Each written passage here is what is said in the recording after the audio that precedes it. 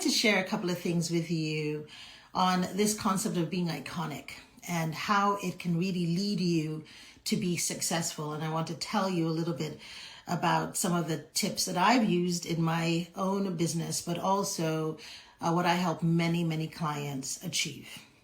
There is a way to be successful elegantly and without stress. And there is a way to be successful with hustle and competing and knocking other people down and climbing the ladder and all of that.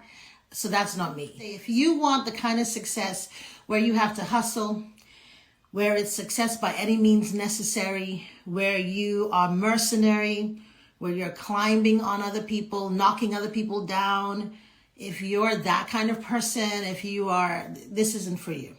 But if you want the kind of success that you're going to have fun, you're going to enjoy yourself, you don't have to come out of character, where it feels almost effortless, where it's sustainable, then this is for you. Because this is what I want to share with you. There is so much success, but I think there is something called soulless success and there's soulful success. And I am about soulful success. I'm about sustainability. I'm about holistic success, where it's not just how it looks, but how it is. I have seen people who look successful, who sound successful. I've been in this game a little while. Don't be fooled. I have the gray hair to prove it. And I've seen a lot of things behind the scenes. I've been working with women for a long time. Before that, I was a pharmacist, which meant that I got to see the drug profiles of people who, they look really successful, right, on paper, but I know what they're dealing with because I see the medication they're taking. And I know that there's a cost to your body, there's a cost to your mental health, and there's also a cost to your soul when you don't understand how to pursue success. So I see people that, they look like they're successful. That's why all this chasing 7 figures, 8 figures, making a lot of noise about it. I've seen the other side of it. They're burning through relationships. They're changing their personas.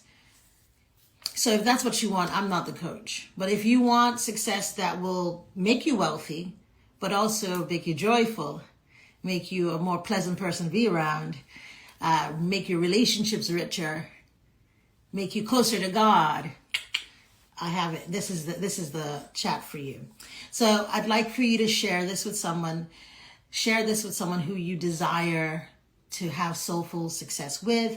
Share this with a friend. Share this with someone who you know is a soulful person who desires soulful success. I want to give you a couple of points. So the iconic womanhood, it's not just the thing we say. I didn't come up with it just because it's something to say.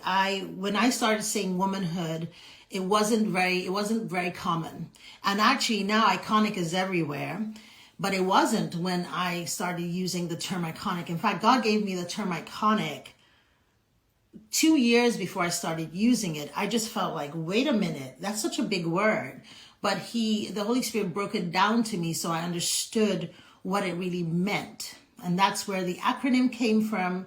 And the acronym is unique to me. It is our intellectual property. We have started the trademark process already. We're just waiting for the process to complete.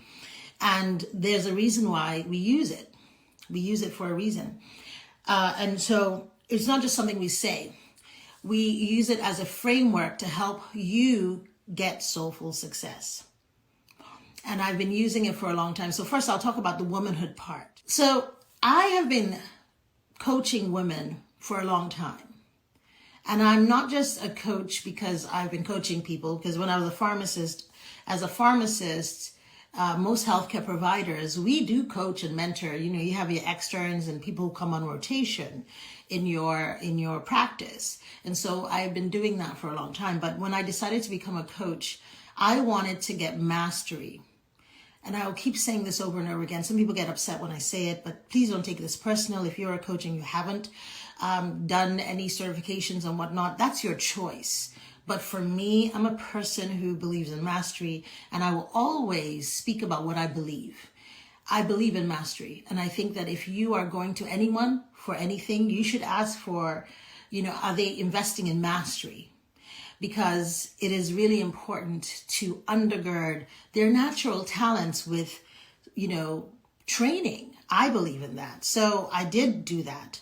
I went back to school and I studied.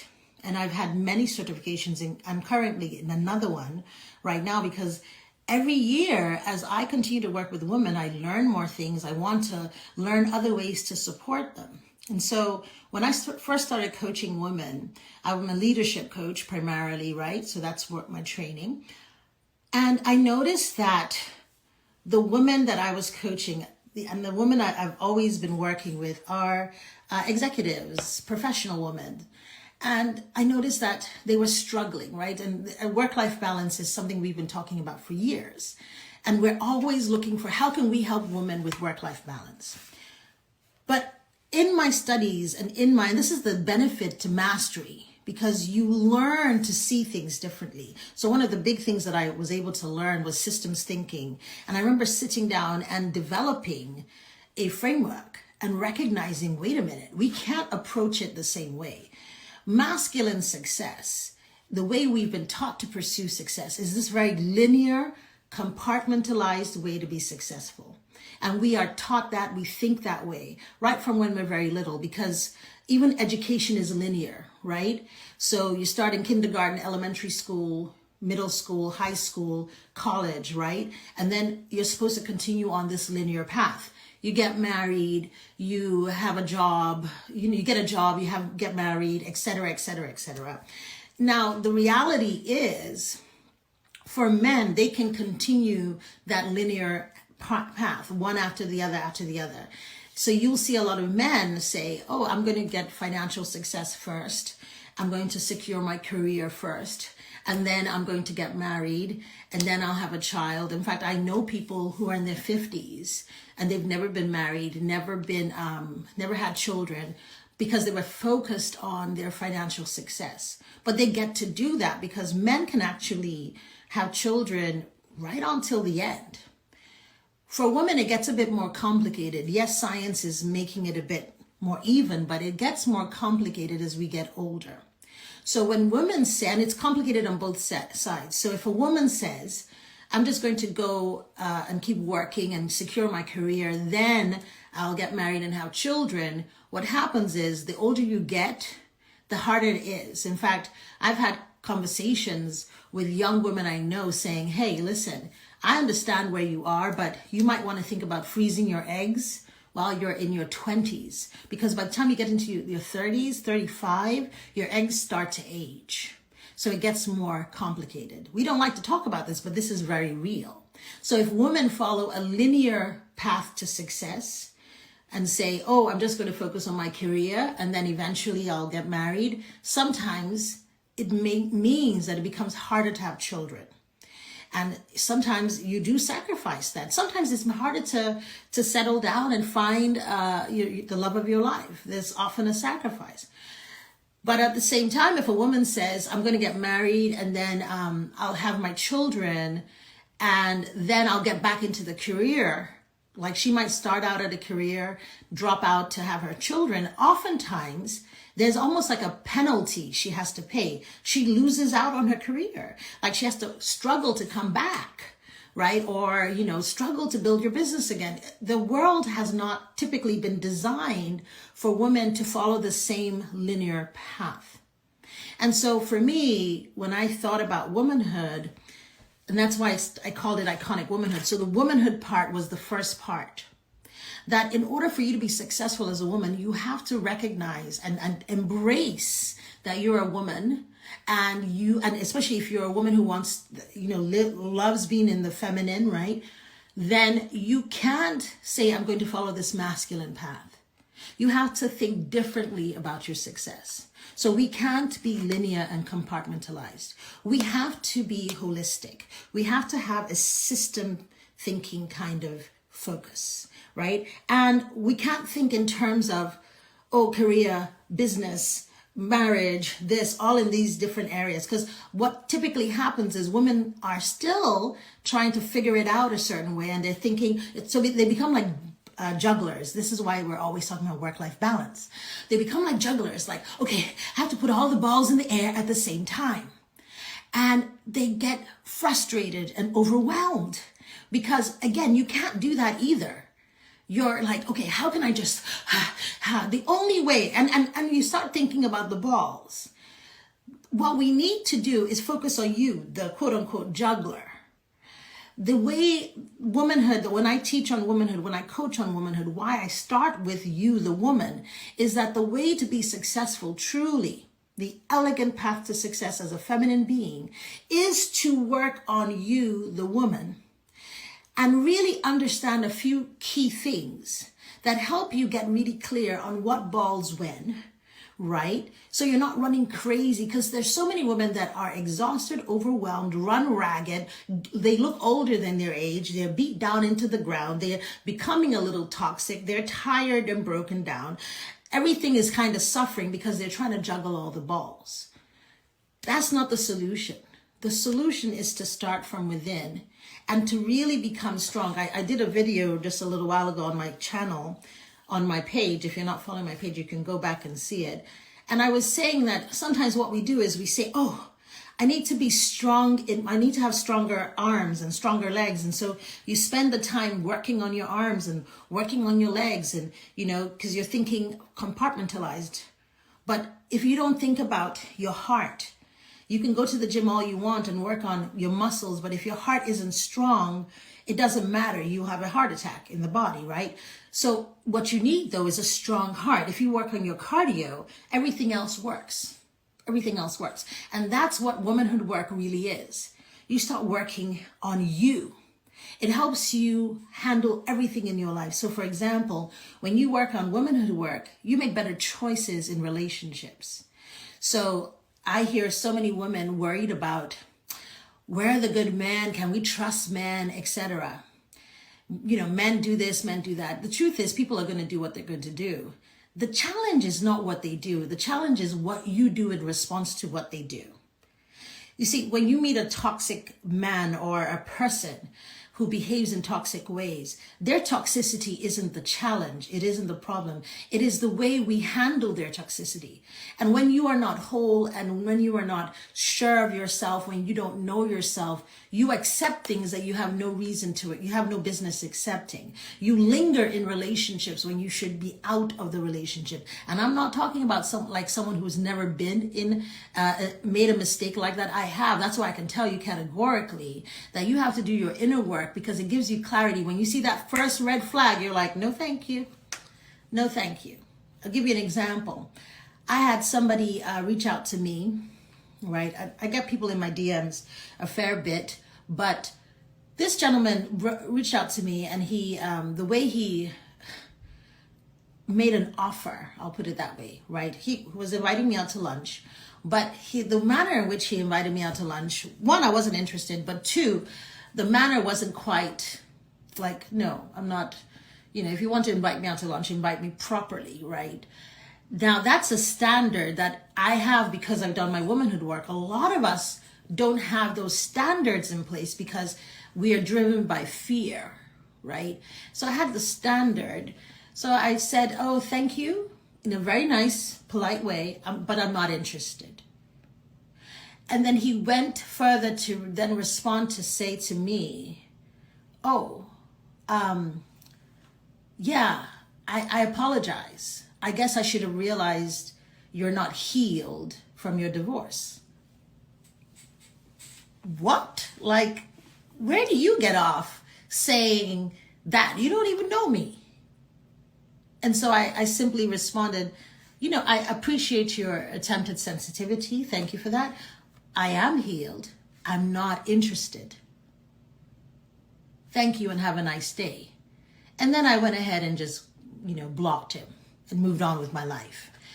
Now, that has to do with you being sure of who you are. But you see what happened there, if I wasn't healed, if I wasn't sure of myself, that was like a dig to say, you're a little bit, you need to lower your, you're a little broken. Something's wrong with you, right? But because I know who I am and I've done my work, there's no need to further the conversation. Immediately, not only do you not get to continue the conversation, you don't get to contact me ever again, blocked, moving on with my life. And you don't have to be angry about it. You don't have to complain, but that is something that happens when you're clear. But so many of us aren't 100% clear. We don't know who we are. We don't know our value. We don't know what we want. I have clarity on what I need. I've also had a similar conversation with this guy, on point. Let's talk about relationships for a second. On point guy, got it going on. Together, handsome, making money, everything together. However, never married, never had children. Right? Am I being a little too transparent with you guys? Wait a minute. I don't know. But okay, let me tell you. Story time. Story. And he asked me, do you want to have more children? I have raised two.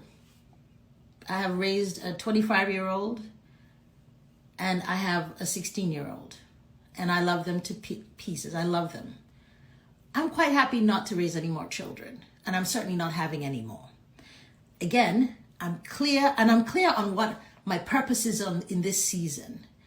I don't believe that I can do what I'm meant to do in this season, changing diapers right now. I've already done that. That's not the season I'm in now. And so when I said, oh no, I don't see myself having more children, because men are very clear. He was trying to see, hey, here's how I see my life. Here's the vision of life I see for myself.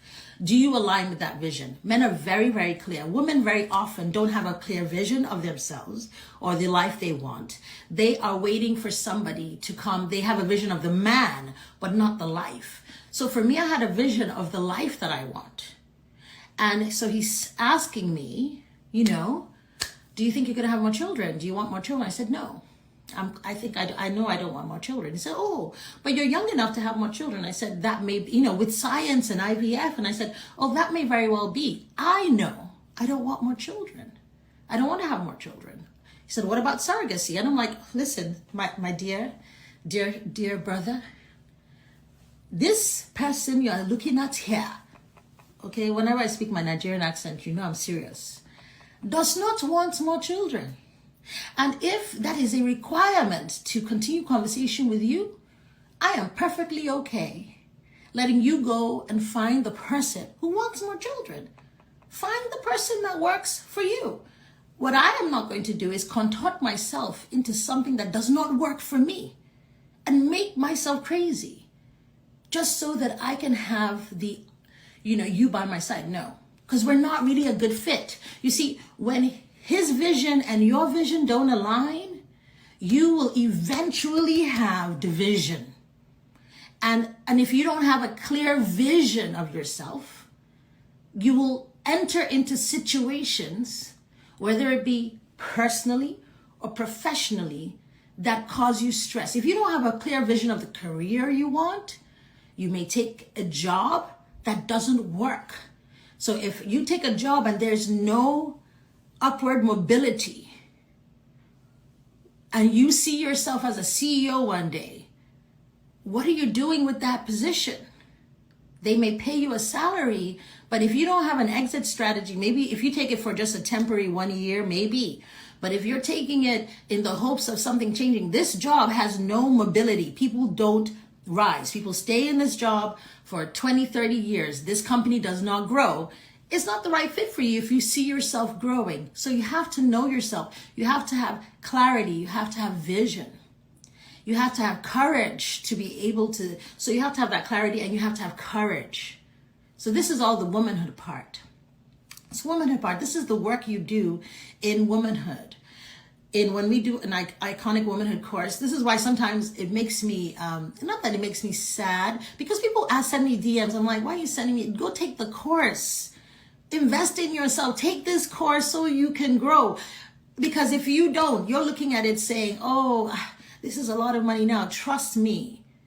Some of you send relationship questions to me, especially if you're single and you're sending me a relationship question. Sometimes I'm like, listen, the same way you find the money for your nails, your hair, all of that, find the money for this course, because trust and believe. I know how much a divorce costs. And that's just in dollars. You don't know the cost on your mind, your body, and your soul, and if you have children. Do the work now. Do the work now. If you are asking career questions, do the work now. It is going to change you. Let's talk about the iconic part. So that's why the womanhood piece is there. That's why the womanhood piece is there. Yeah, find the money, because this is an investment in you. You're getting a master's degree, a bachelor's degree in whatever, engineering, all of that. Fantastic. I'm all about mastery, you know. But get a master's in yourself. That's going to help you. Really, it's a lifetime investment. Let's talk about the iconic part. So now you've done the womanhood work, let's say, right? You've done the womanhood work, you know yourself, you're ready. The thing about it is, if you want to be very successful, you have to learn how to be set apart. So the womanhood part prepares you. It's like a foundation. But the iconic part is how you set yourself apart. And so that elegant success that you want, it comes from you being seen as high value, as sought after. So you don't have to go hustling. I don't like to hustle. I don't hustle, right? I like to have things come to me. And I like to enjoy what I'm doing. That's me, right? If you want to go hustle, every day you're hustling, yeah, calling people, all kinds of all of that, I don't do that. But you can do that. That's like trading like a commodity. If you come into my mastermind, you'll understand I don't train you how to behave like a commodity, like something everyone else is doing. I train you how to become iconic so that you're immediately set apart, so you're immediately different. And I want to share with you some pieces of the framework.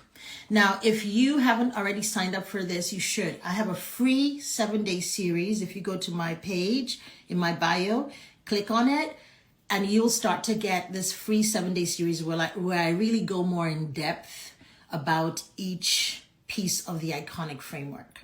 So like the I is for inspired. And I can't tell you, one of the things people are often, the messages I get that I love and people are often surprised is how much spirituality is in our courses, in our mastermind, and in my coaching. And I do that because I don't know how to separate it properly. I used to try and just do secular coaching, but it's almost like I'm trying to give you something without giving you the real deal. Like, we're going to talk about God because I believe we're spiritual beings having a physical experience. And when we try to remove the spirituality from it, it's like you're doing yourself a disservice. You're missing a whole piece of it. And so I believe in being inspired. And when you learn, but you see, I'm not talking about religiosity. I'm not a religious person. Some people think that, being spiritual, being a Christian, being a Jesus follower is about constantly being religious, and I'm more righteous than other people, and I'm this and I'm that, and I go to church 24/7. If that was the solution, Nigeria wouldn't be in the state that it is. If that was the solution, in the African American community in America, you see more churches. It's not the solution because most people are religious, but they haven't yet gotten the understanding of what a relationship with God looks like. Because when you understand that you are loved, so completely loved, just the way you are, and when you understand that God created you specifically, iconically, for a purpose, you will stop playing small. When you understand what it means to be inspired by God, please go sign up for the 7-day series. No excuses, is free. Because I break it down. Because when you're truly divinely inspired, you stop struggling with imposter syndrome. You do. There's some ways that we break it down. When you understand what it means to be spiritually empowered, that's what inspired for me means. You will understand faith. You'll understand grace. You'll understand all of these mystical strategies. Someone said to me, Ekene, you're one of the few people that I hear that is Christian and you bring metaphysical strategies. I was like, metaphysical simply means anything that isn't in the tangible. Faith is a metaphysical concept. The reason why so many of us cannot access the power of faith is that we refuse to open our minds to what God is saying faith is. Because if you understand faith and you have the courage to act on it, your life will change. But so few of us are courageous enough to do it, which is the second thing, courage. Where we don't want to take the risk. We worry about what people will say. Somebody sent me a thing saying, "Oh, what is she? You know, he was knocking me. It was a guy. He was basically saying I'm not intellectual enough. That's why I lean on God." I said, "My brother, if we bring our exams out, if I sit in an argument with you, shut up.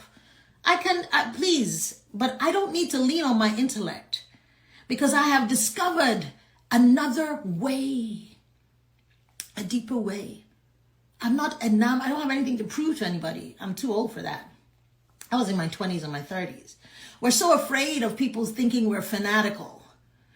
So we won't stand on something that will open doors for you. If I tell you testimonies of how my business, there are people that till today, I can tell, listen, this is no anything.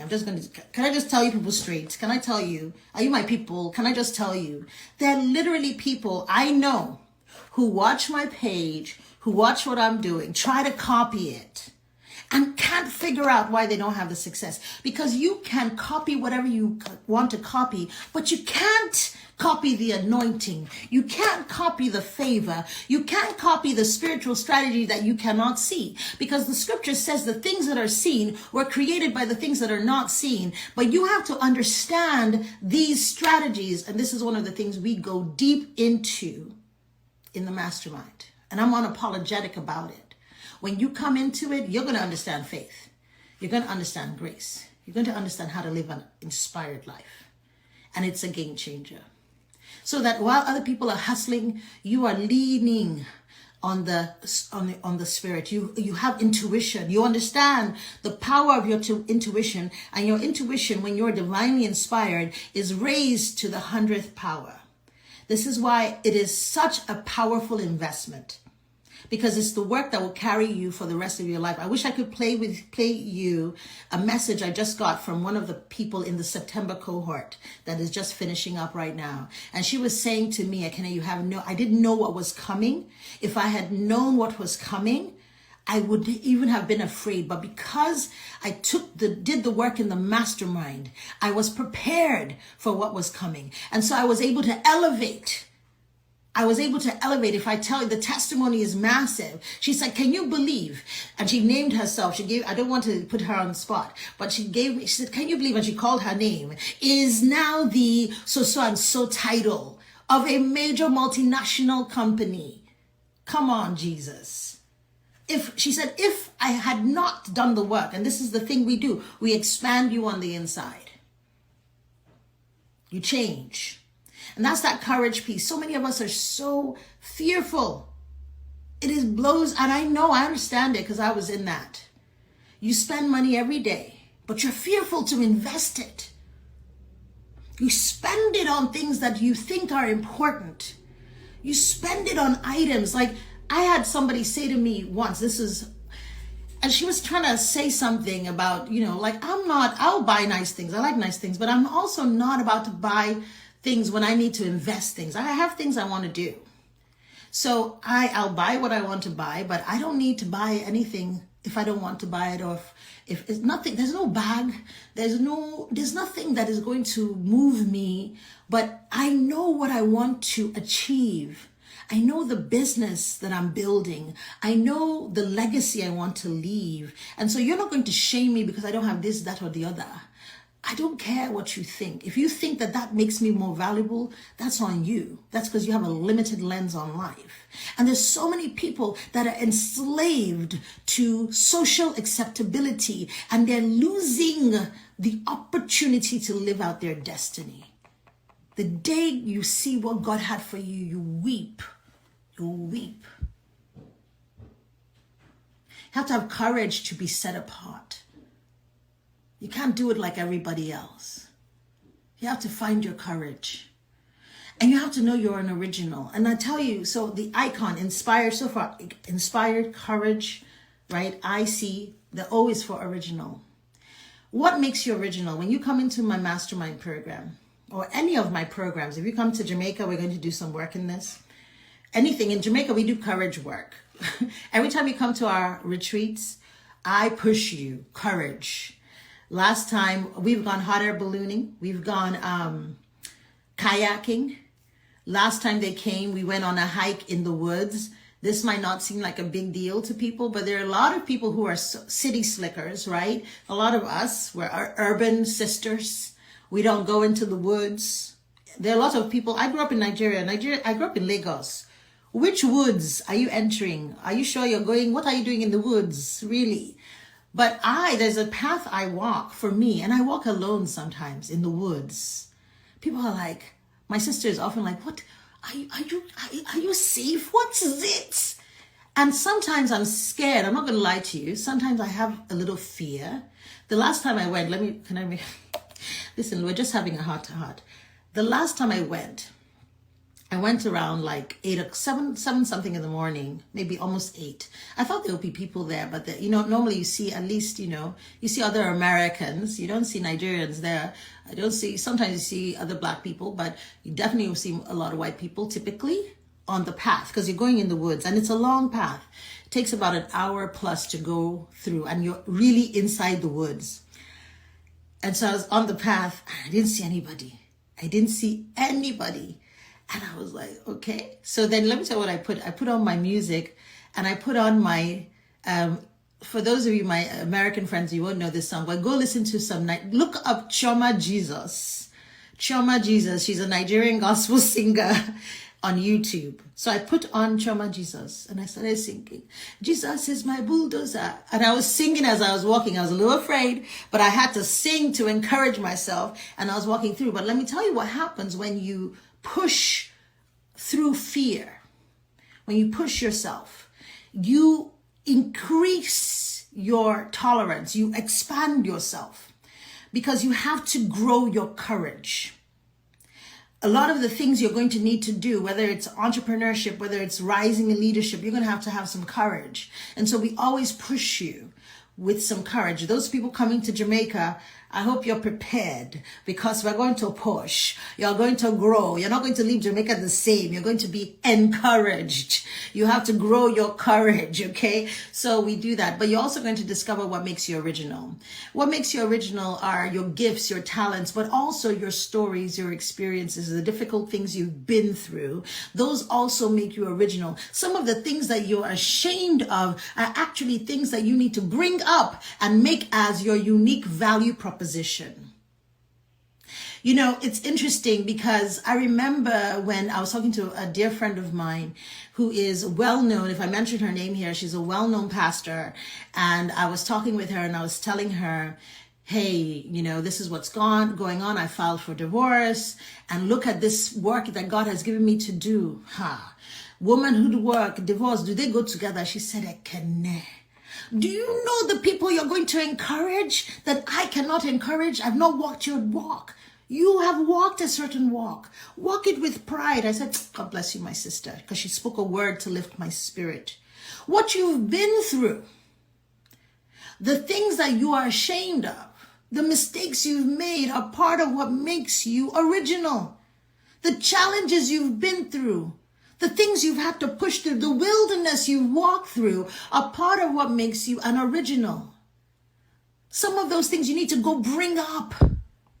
Your accent, your stories, that you came out of nothing or that you were born with a silver spoon is all part of it. Your bouginess, your ratchetness, it's all part of what makes you an original. When you start to lean on that, you're set apart. I want to remind you of a story that is an iconic story. Whether you're a Bible person or not, you know this story, David and Goliath.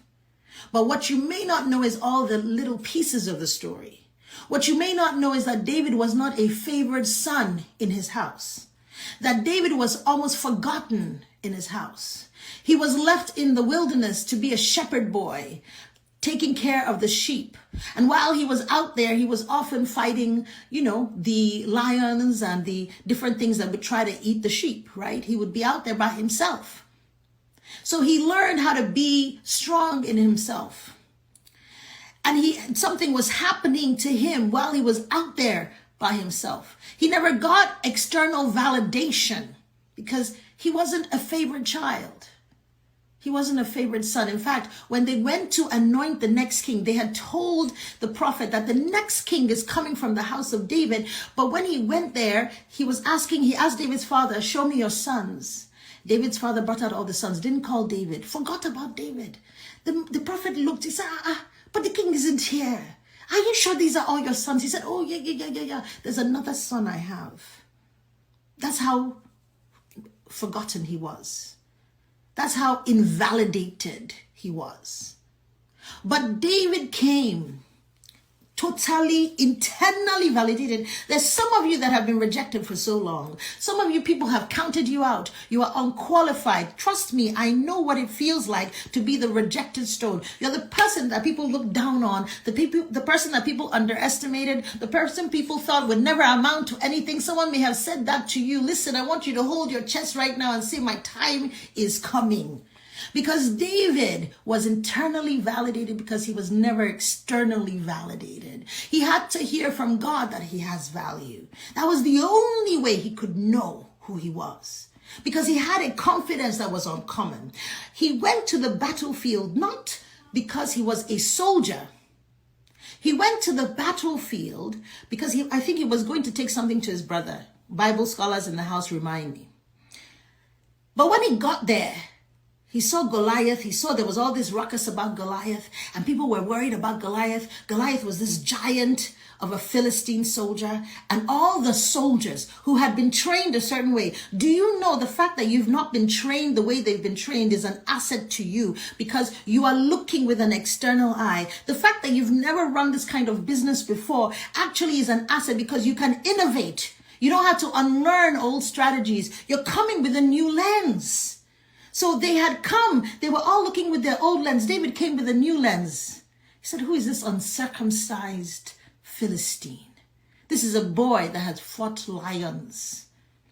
And he said, I can fight him. I've already been in the wilderness. The worst has happened. I'm sure he had contemplated death before. Maybe the rest of them had never contemplated death, but David probably had contemplated death before, because when you're fighting a lion in the wilderness and there's no one to come to your help, you must at least at one point think, I might die here, but if I die, I die. He had contemplated it. So he's like, what is it? Nothing to lose. I'll fight him. I'll fight him. And then the king said to him, okay, you're willing to fight. All the other soldiers were concerned, but David was willing to fight. So here's the thing that's really important about the originality. The king took off his armor. I want you to think about what a king's armor must be like. It's not going to be like the regular soldier's armor, because in a war, you always protect your king. You always protect your monarch. So he must have had special armor, which is why he took it off. He says, you, this boy, if you have the courage to go forth, I'm going to give you my armor, so that you can take it and fight. And David put it on. But he found that the armor was too heavy, too confining. And this is where courage comes back in. And he said, no, I can't fight him like this. See, some of you are like David. You've had the audacity, you have the ability, you have the confidence. But when you come out here, you lack the courage to stand on your own knowledge. You start looking from people to tell you this is what you should do, this is what you shouldn't do, this is the way you should do it. You start looking and you try their ways. It doesn't work for you and you feel frustrated. It's not going to work for you because you're meant to come up with your own way. That's why people I don't teach people solutions. I help you recognize your own solutions. You know what to do. You're here to do it a particular way. I may offer you, anyone that's been in my coaching will tell you, I'll tell you, here's an offering for you. Here's what I'm seeing. What do you think? Does that resonate with you? Because it's important that it resonates with you. And if it doesn't resonate with you, I won't be offended, because it's not me that's going to execute, it's you. You're the one that's going to fight Goliath. I can offer you my armor, but if you don't like it, if it doesn't work for you, take it off. Which is why you should always run from anybody, whether a mentor, a coach, anybody that is imposing their way on you. Because sometimes you are like David. You have to take the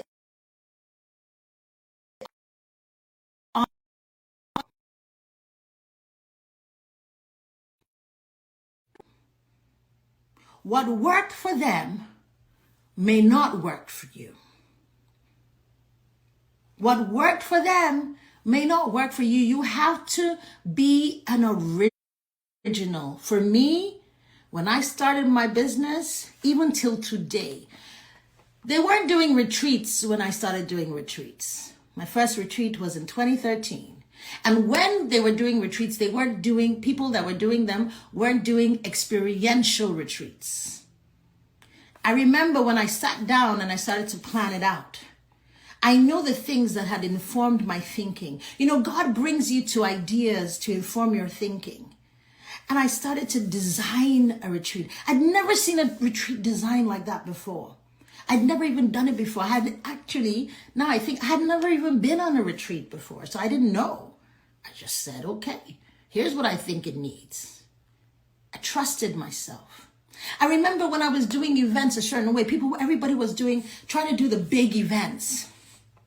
And I remember sitting down with my strategic plan, looking at what I wanted to accomplish. This is back to divine inspiration, praying about it.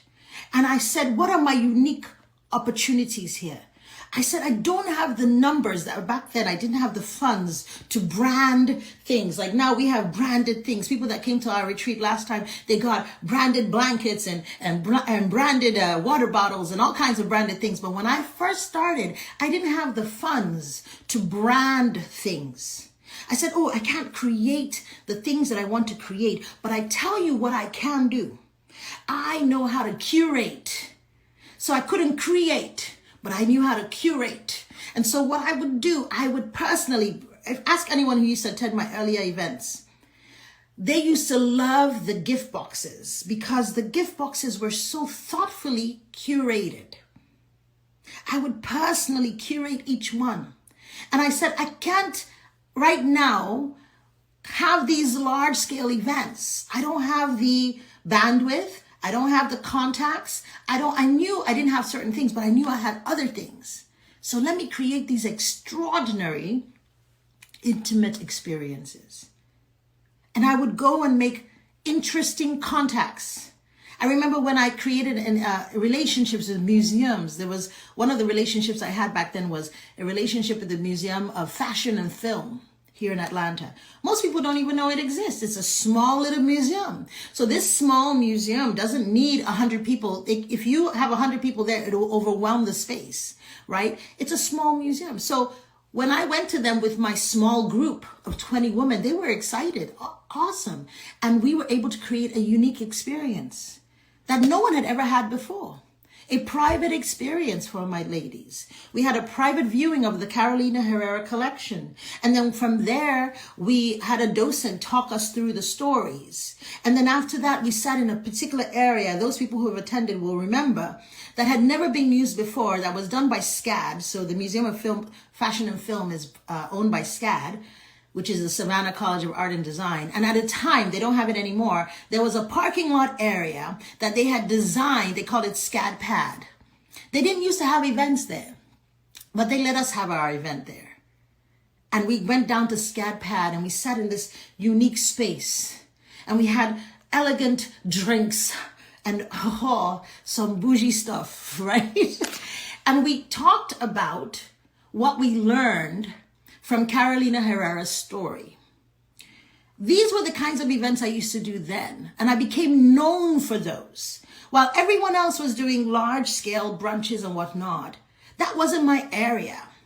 I wasn't afraid to be original. I still to today, I'm always asking, how can I be different? What is me? What is my truest me? I ask that. What do I bring to the table? So I use my own superpowers. I use the things that I have an affinity for. I think critically about it. So my experiences are uniquely me, which is why they're difficult to duplicate. You can copy it, honey, but you can't get this sauce, right? It is uniquely me. When I went to Nigeria, I remember the first event, before I did Iconic Womanhood Live, we did it in Lagos. Before I did that, I did an event called Exhale. And I had about 5 or 6 women. I knew I didn't want a lot of women. I couldn't do a lot of women. I said, I'm going to speak to the certain women I believe that need the time. So I remember Tara, if you saw the pictures, that's when Tara came to that. For those of you that are Lagos, you know Tara Duarte, she came to that. We had a lot of CEOs, Dr. Amy, who is at Smiles Dental, right? Another client came to that. These were all high-level CEO women, six women. And it was and I sat down and I said, These women need an opportunity to reconnect to themselves and just relax. So we partnered with a spa, Oriki Spa. We had a flower arranging class. We had a feminine dance class, right? And it was just beautiful. They needed a beautiful day where they got to be themselves, where people weren't coming to them and saying, hey, I want you to be my mentor, but they just wanted a day. So it's important for you to say, what do I bring to the table? But the challenge is most of us no longer remember what makes us original. And that's the work I help you do. I help you distill your essence, because a lot of times you don't see yourself anymore. You don't see yourself. So you have to understand what you bring to the table and have the courage to design. So I'm hoping that you're listening to this and have the courage to design. And then I'll tell you the other thing about being original. The other thing that may happen is there are times when you have to have the courage to elevate. If you used to be part of me, part of my group back in 2013, you will know that now in 2022, our price point is nowhere the same. The first retreat I held, I think it was maybe $500, $600. I almost killed myself to do that. The cost of the retreat today, if you're coming to Jamaica, it's about $4,000. It is what it is. And that's not even as high as it could be, to be honest. Next year, prepare your mind. Because, and I'm not just charging. I'm charging because, of course, the value is different. The experience is different. The mastery is different. And that's the other piece around courage and being necessary. So the N is for necessity and sustainability. So when you know you're necessary, you have to think sustainability. Sometimes there are people that you're going to leave behind on your journey because they're no longer part of your future. So there are some people who no longer have anything to do with me. They don't come to my events. There's some people who are actually annoyed. I can tell. Some people have told me as much as, who do you think you are? Because they used to attend. I used to love you when you were this. That's okay. But I'm no longer that. And in order for me to keep being what God intends for me to be, I have to elevate because I'm necessary. I'm not necessary just for you. I'm necessary for who God has for me in this season. My allegiance is to my divine identity. I can't stay stuck in who you want me to be. So some of you, this is for you. In order for you to be sustainable, you have to look at your business model. You have to look at your prices. You have to look at what you're offering and say, I need to change. Otherwise, it's going to die. For some of you, you need to elevate your whole person. You've been acting, you're still stuck in the old way of being, the old styles, the old conversations, the old networks. You've been stuck there. Do you know at the last event, the last retreat we had, 2 people, they didn't know each other before, attended the retreat. One person came from Nigeria. Yes, we have people who fly all the way from Nigeria. She flew all the way from Nigeria. At the retreat, she connected with one of the other attendees. She has a $10,000 product. She was telling me, she said, do you know I didn't even have to sell it?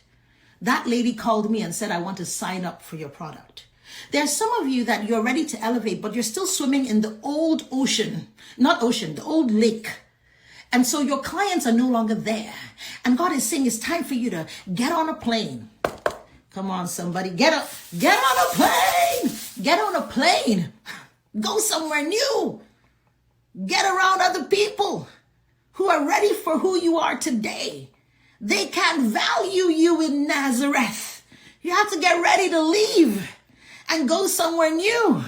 In order for you to grow, you have to recognize that there is a time when you have to grow. And in order for you to grow, it's not just, as we say in Nigeria, by mouth. Because a lot of people are doing this thing by mouth. You just want to charge a high price. Sometimes I go and I see your high price charging and I'm like, okay, what am I paying for here? It's not just high ticket. Baby, it's high value. If you can't tell me the value, if you can't show me the process to get to the promise, I'm not interested in your pricing. So sometimes you have to understand how to elevate. If you haven't done the investment in yourself, how can you expect anyone to invest in you? And so this is the work that I help women do through the process of being iconic. the other two that I didn't talk about today, one, the being intentional, and the final C, which is the pièce de résistance, is being compelling. If you understand how to be compelling, you stop being a nice to have and a need to have. And so there are people that come onto my calls. When I don't do the sales calls. Very rarely will you catch me on a sales call now. But then when I used to do the sales calls, I used to have like an 80% conversion rate. And I remember having a conversation with a marketing professional. And I tell you, I'm not a copywriter. I wouldn't consider myself that. But I just share with you so truly what we offer. It's compelling to the right person. And when they come, they're like, I hope I can get into this. I hope I can get into this. That's why you don't have me. I will never be on here telling you, you need to, stop telling me my prices are too expensive, because people don't come into my DMs and tell me that. No one ever tells me that. People come into my DMs and tell me, I know what your prices are and I'm saving my money. One day I'm coming. I'm like, amen, sister, I'm with you. One day, because you see the value. If people are saying that, it means you haven't communicated the value, or the value isn't clear. You don't know what makes you compelling. And that's what we help you do. So when you come to the Iconic Woman Mastermind, that's why it is such a game changer for so many women. And I'm hoping that you at least will start with our free 7-day series. Get on it. But if you're ready to go to that next level, we have the July cohort. We're beginning taking in people now. Go to that, apply, sign up. Stop thinking from where you are today. Start thinking from where you're going to be. That was another thing I had to do. I had to have that courage, because even when I had community service, what do they call those things? Community center. I had community center money, but I had Four Seasons vision. If you know, the Four Seasons is one of the top hotels it's a very luxury brand, right? I had Four Seasons vision, but I had community center money back then. But I had to stay elevated on my vision. Otherwise, I would have still been stuck at the community center. How do you get the link? You go to my bio and you can get the free 7 days. If you want to learn about the mastermind, you go to iconicwomanmastermind.com. So we go through this process, and it really takes you from point A to point awesome, not from what to do externally, but who to become internally. And it is a complete game changer. So you are living your best life, living with ease, being true to who you are, and literally seeing things begin to happen for you. Thank you. I'm so glad that you guys were on. Share it with someone. And if you are not ready to apply to the mastermind, at least, I don't want any excuses. I'm going to give you the 3 things you need to pay attention to. Free 7-day series. The link is in my bio, iconicwomanhood.com/series. 1, sign up. 2, you can learn about the Iconic Woman Mastermind, which is it's 8 months, it says, but it's really 9 months, right? An immersive experience.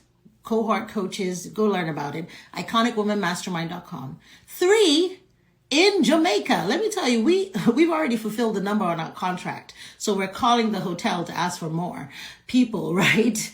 In Jamaica in November, Iconic Woman Weekend. That is a full 4 days and 3 nights that will blow your mind. Blow your mind. It is so in-depth. It is so immersive. It is so you. It is unlike anything you're going to experience. I've already explained to you how I deep dive into being an original. I deep dive into my strengths. I don't worry about what I don't have. I focus on what I do have, and what I do have is iconic, and you're going to leave there iconic as well.